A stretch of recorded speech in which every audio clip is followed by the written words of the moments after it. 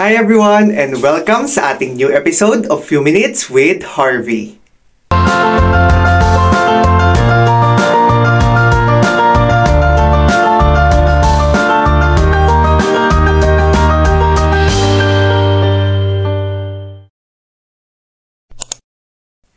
Hi guys! Good morning! So today is our day 4 here in Switzerland. So kung bago ka lang guys sa ating channel, do not forget to like, comment, share, subscribe, and pakihit na din ang notification bell for you to be updated on our latest uploads. Hi guys! I think I uploaded 4 videos already. Hindi ko na sure pero siguro 4 na yung na-upload natin. If you guys want to check it out, meron tayong Switzerland playlist. Search na lang yan sa ating YouTube channel. And thank you so much guys sa lahat ng nanonood. Okay lang naman, alam naman natin na hindi naman din talaga totally natin kakariri ng pag-vlog. Parang hobby ko na lang din talaga na i-collect natin lahat ng mga memories natin with our friends, with our loved ones, dito sa mga pinupuntahan nating lugar sa Europe. So if ever guys na gusto nyo lang ng tulong regarding sa pagpaprocess ng inyong mga itineraries or kung pati ng pagpaprocess ng Schengen Visa or Shenzhen Visa, you can just comment down para matulungan ko kayo. I'll try to make a vlog if ever na magkaroon tayo ng time pagbalik dahil kailangan na natin kumayod at nabawasan na maigi ang ating bank account.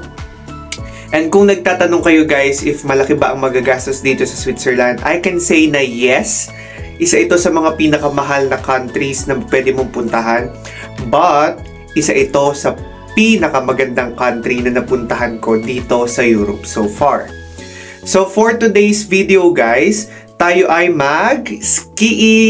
So, ngayon guys, ninervyos na kami and at the same time, na-excite. Kasi alam nyo naman, we don't have skiing sa Philippines and never tried naman sa UK. Pero si JV daw nakapag-snowboarding na in US. So we have to travel guys. So mag-iiwan lang kami ng sasakyan doon sa may train station. And yung nabook namin kasi na 200 plus pounds na skiing lesson. May kasama siyang 3 hours na free lesson. May kasama na siyang gear. Kompleto na yon. And meron kayong unlimited time na mag-skiing after ng lesson nyo. Kasama na rin pala doon guys yung pagpunta nyo doon sa mismong location, doon sa pinakataas. Doon din tayo babalik sa kung saan tayo nagpunta yesterday pero sa kabilang side noon at mas mataas doon. Hindi ko alam bakit hindi kami doon sa may resort nagpunta dahil hindi naman kami lahat marunong pero anyways, since gusto namin ng excitement, gusto namin ng thrill, so doon kami nag-book sa pinakamataas para doon kami matuto agad. So expect nyo na marami tong fails, marami tong kalokohan, marami tong sigawan tong vlog na to. And isasama natin kayo sa journey namin sa kung paano kami matuto, kung matututo ba nga kami mag-ski. And hopefully guys, matuto naman kami. So i-cut muna natin to, sasabihan ko na lang kayo. Gusto ko nga rin pala sabihin sa inyo, nakasama na yung train mula dito sa Interlaken or Interlaken papunta doon sa mismong location, kasama na siya doon sa 200 pounds na binayaran natin. Huwag nyo na i-convert, medyo mahal siya, yes, pero it's worth it kasi once in a lifetime opportunity lang to. If ever guys that you are looking for our itinerary, I'll try to upload it sa last part ng ating vlog. You can just watch all the vlogs natin dito sa Switzerland and marami pa tayong i-upload for the next few days. And sabi ko naman sa inyo guys na magiging extreme and adventurous tong vlog na ito. Wala na akong masabi, sobrang saya ng Switzerland, sobrang nag-e-enjoy ako and isa to sa mga dream country ko talaga. And if ever na kung ano man yung gusto nyong puntahan natin for maybe hindi na for the next few months kasi meron na tayong planned itinerary for that and wala na tayong Schengen Visa after March. So mag-a-apply na lang ulit tayo next few months, June para naman sa birthday ko ng July. So, makakapagpahinga tayo sa Europe. So, magstay lang talaga tayo sa UK after this. So, wala na tayo masyadong gagawin. And, yun.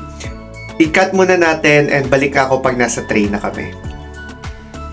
Andito na tayo ngayon sa train station and luckily, makakapag public transport tayo. Titingnan natin kung convenient din siya para may option kayo if dalawa lang kayo or mag-isa ka lang ta-travel. May option, mabigay ko rin sa iyo yung option kung Okay ba? Actually, okay naman ang transport system ng Europe. Yun lang yung masasabi ko. Compared sa UK, di hamak na mas mura ang Europe train tickets and public transport compared sa London. Dahil grabe, isang travel sa London, pulubi ka agad. So, re-redeem namin yung ticket na kasama dun sa package na binili namin. Then, if ever na naghahanap kayo ng mga ganun, dumaretso na kayo sa site nila. Maraming mga... Pero if gusto niyo sigurado, mag-get your guide na lang kayo. Hindi ko kasi sure kung meron ditong Klook eh. Pero hopefully meron ding umaandar na Klook dito para hindi kayo mahirapan. Hanapin lang namin yung kiosk kung saan kami magre-redeem. Then balitaan namin kayo. So kung magte-train kayo guys, ito yung Co-op. Sa tapat niyan, may Zurich na building and may rail travel office. So dito. And tip lang pala guys, kasi na penalty kami sa parking. Kung hindi kayo sure kung gaano kayo katagal na magstay sa isang lugar, then kapag nag-park kayo kasi may application, so make sure na ida-download nyo yung app para magbayad kayo ng parking. Kung hindi kayo sure at ine-expect nyo na mas longer pa dun sa ipaplat nyo, magbayad na kayo ng mas malaki para hindi kayo mahirapan. Okay, so as I was saying, binalikan ko si JB kasi hindi niya nakita yung susi. So yun nga, na-penalty kami. And siguro kung if you don't know how long will you stay in a certain area, might as well pay like 10 hours na parking fee. Kasi 1 Swiss franc lang naman per hour compared sa magbayad ka ng 60. So isang buong 60 hours yung binayaran namin. So 'di ba? Kung estimated mo naman, might as well magbayad ka na lang ng sapat. Actually, ang problema lang kasi kapag umakyat ka sa isang area, minsan walang signal, lalo na for us na iba yung SIM card na gamit, not unless bibili ka. Kasi pwede siya iset na alarm eh. Pwede ka kasi mag-extend doon if ever na hindi ka patapos doon sa area na yon. Pero ayun, binanggit ko lang sa inyo kung ano yung naging experience namin para hindi nyo maulit. Dahil naging dagdag lang siya sa expenses namin. Anyway, hindi naman naapektuhan ng pinaka-experience. Masaya pa rin, pero it's a lesson learned. So cut na muna natin, i-update natin kayo mamaya.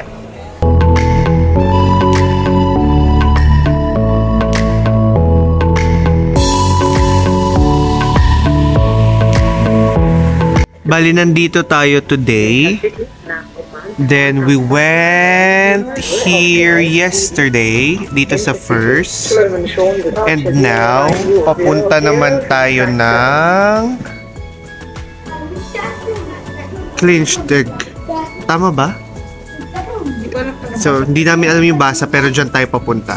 So, biriin nyo yung bundok na yan. Maaakyat natin ng train lang. So, ganun ka-effective ang train system nila.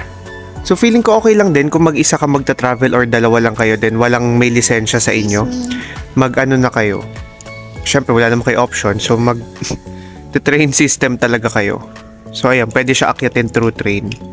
Doon na lang kayo bibili ng ticket sa ticket office nila sa pinakita ko kanina.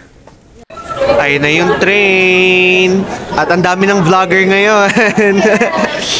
Kailangan na pang document. So, gawaing UK. Pupwesto agad sa ano. Yeah, sige, sa taas tayo mo po. Parang France yung niya, no? Yung train. Oh my God. Maunahan nila tayo. Doon tayo sa kabila, mas konti yung tao dito sa kabila. Ayoko dito sa mga bata dito. Okay, cut muna natin. Makikipag-unahan muna tayo.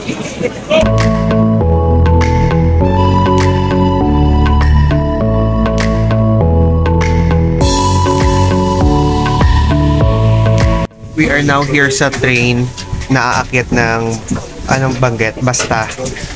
Flying Hindi kami mabanggit. Pero yun na yung station namin. Yung tuktok na, yung somehow mataas na sa na bundok. Mas mataas compared sa inakyat natin yesterday. If hindi nyo pa nakikita yung vlog na yun, you better go there. So nag-aantay lang kami mag-aboard lahat. I know, board pala. Para maka-under na yung train. Ang daming mag-ski. Wala silang pasok. Wala silang pasok. Tapos lang ako. Parang wala silang ginagawa sa life, no? Kaya nga maganda na quality of life nila. Kasi may life talaga, yeah. Skiing your life. Life balance. Wala silang work-life. Life lang. Tayo work, life, work, balance. Anyway, cut muna natin. Andito na kami sa Clean Shidig. It's 6,762 feet above the ground. So, andito na kami sa next sa pinakatuktok, yung ng Jungfrau, yung highest, yung top of Europe na mountain. And dito kami nag-avail sa WIS ng kanilang package for lesson sa skiing and at the same time yung skiing itself.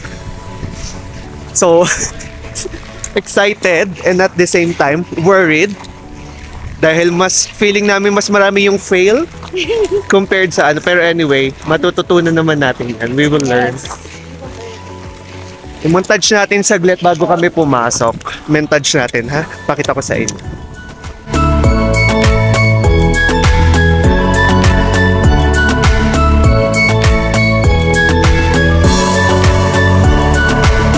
Yan, nandito na kami sa loob and magsusuot na kami ng skiing suit namin. Provided naman nila. So, balikan ko kayo din. Mamaya na lang. Okay? Magpalit muna tayo. Magsusuot na kami ng up.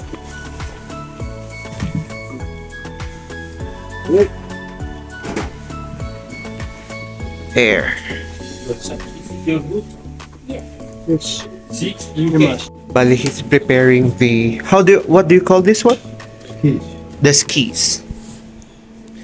Then I already worn my shoes, my jacket, and the trousers. So everything was given by them. It's all provided.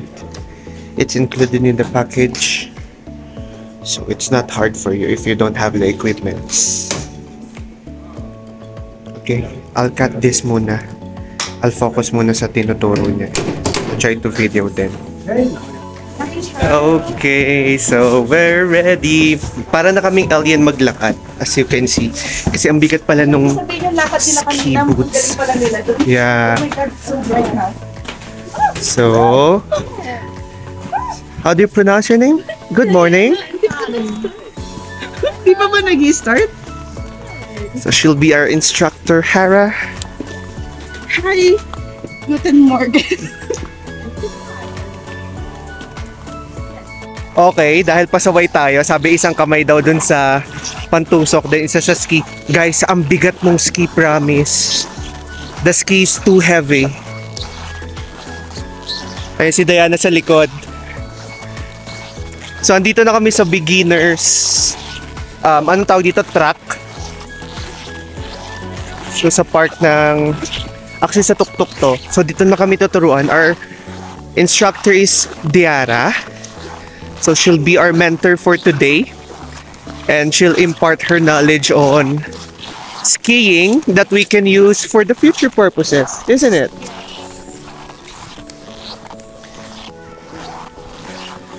So, medyo maalog lang ha.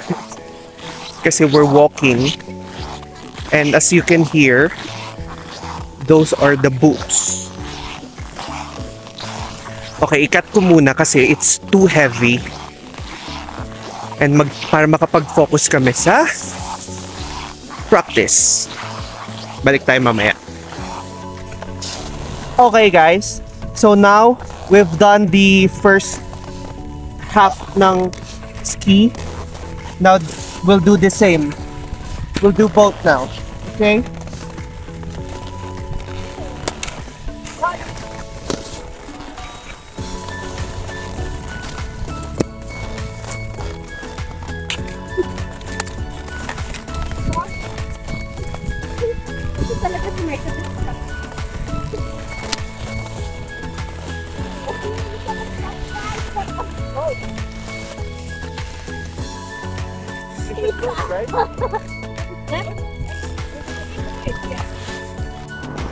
It's not easy. Kala ko hindi ako papawisan. Kita kayo sa camera. Kala ko hindi ako papawisan. Naku, pero grabe. Si Diana ayun no, nakaupo pa dun sa likod. That one friend that always falls. Ang hirap. Anyway, continue pa rin tayo kasi sayang. And I really want to learn. Yung paakyat lang ng ano, yun ang mahirap. Anyway.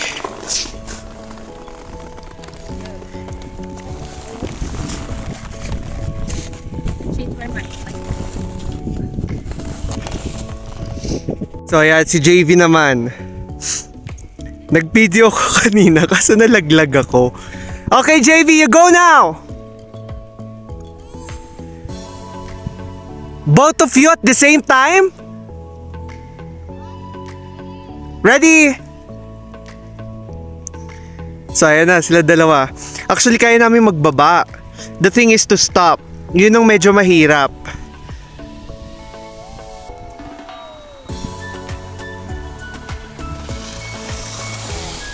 Pizza! Hindi ka pa nag-stop!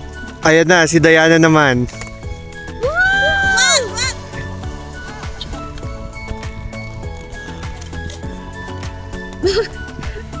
Okay, so now yun, nagtutusok na si Giara ng mga poles. Diara. Pero Jara yung ano. Diara. Then magta-turn daw kami. Kailangan malusutan namin yung mga yellow na yan. Then tingnan mo parang sobrang dali lang sa kanya. Grabe guys. Nasa yellow kami pero Diyos ko po, pawis ako. So, paano? Okay, anyway. Isa-isang turn para ma-videohan. Kasi sino yung pinakamagaling muna? JB, Micah. Grabe. Nakatayo lang yan, ha? Wala ko kami. Yung core mo. I don't have it. No cord. Alam mo kung saan expert si Diana? Sa falling. Mag-remove. Mahirap ka. Ay. Anyway. Okay, video na muna ulit. Guys, ngayon naman yung slalom na. Yung parang zigzag. Ayun, magzizigzag ka. Parang 2 hours na kami dito. Grabe, sobrang pagod na ako. It's too exhausting. Ang bago bumagsak pa ako, nabarug pa ako. Ang sakit ng ulo ko. Sana wala akong traumatic brain injury. So, pantay pa naman yung pupils ko. You want to go first? GCS 15 pa naman. And ang init. Ayan, si Micah na yung nag-try.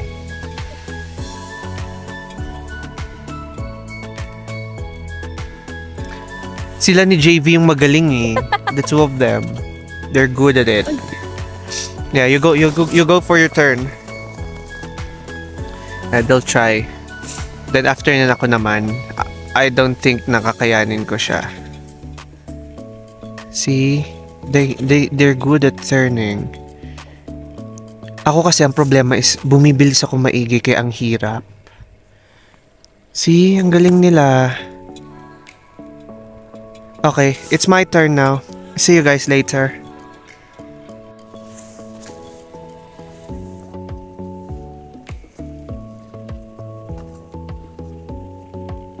Yan, si JV naman yung turn niya. Ang galing nila mag-turn. Nice one!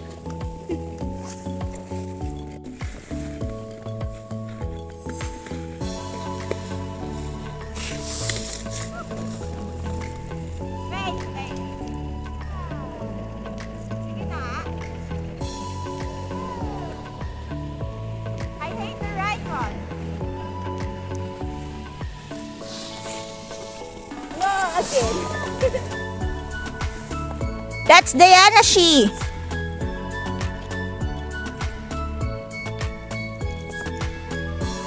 Nice.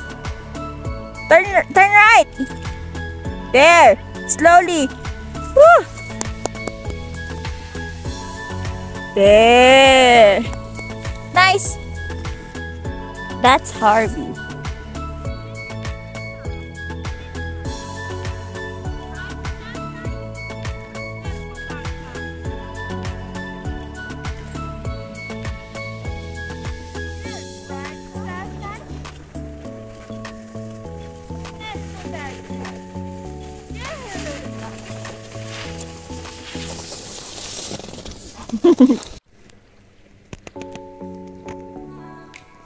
Ingat!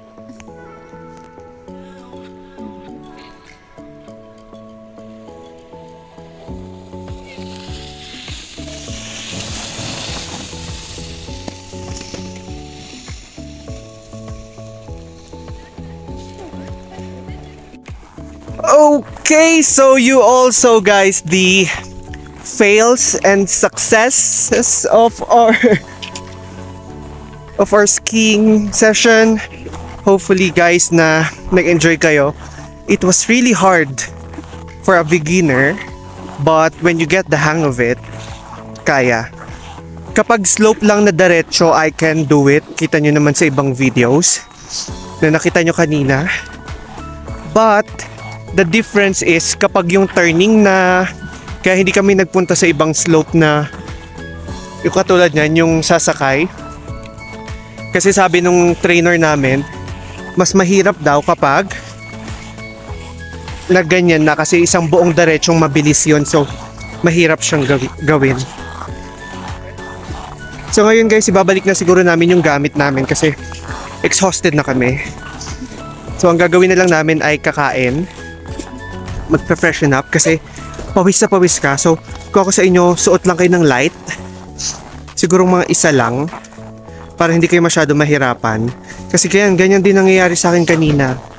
Mukha siyang nakakatawa pero grabe, ang hirap. Hindi siya ganun kadali. Ngayon, dito kami sa Walkalator nila.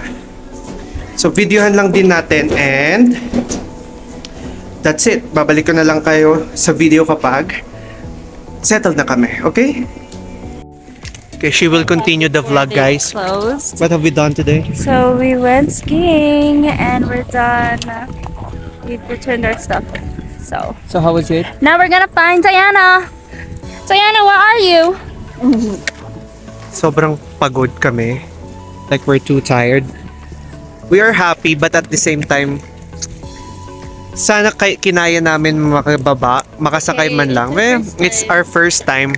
We can try it in some other time. But I don't think uulitin ko pang skiing. I might do sleighing na lang. Yes, or snowboarding na lang.